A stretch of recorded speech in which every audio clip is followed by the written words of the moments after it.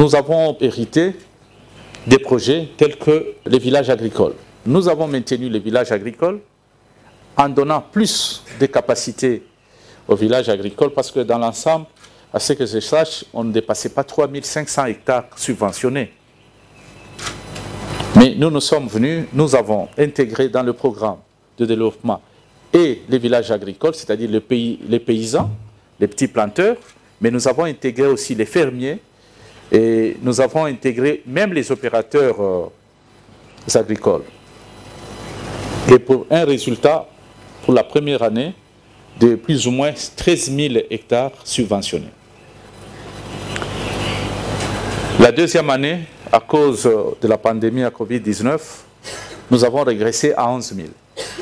Mais cette année, ou l'année passée, nous avons subventionné à la hauteur de 15 000. Ce qui fait que sur les 3 ans, nous avons subventionné l'agriculture avec une capacité de couvrant plus ou moins 39 000 hectares. Ce n'est pas suffisant, certes, au regard du besoin de la population, mais ça vient renforcer la production locale, mais ça nous permet aussi d'avoir des réserves, parce que lorsque nous finançons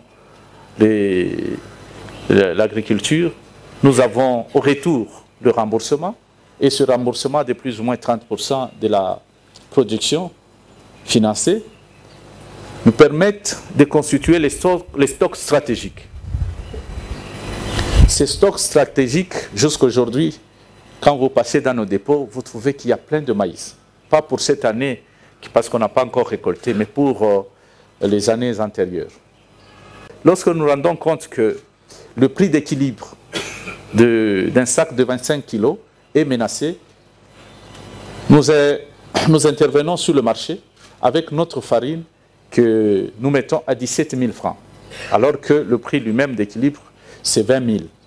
Et donc ça permet à ce que les opérateurs économiques gardent le prix, soit de 20 000, soit de 21 000, mais pour le plus cher, c'est 22 à ce que je sache.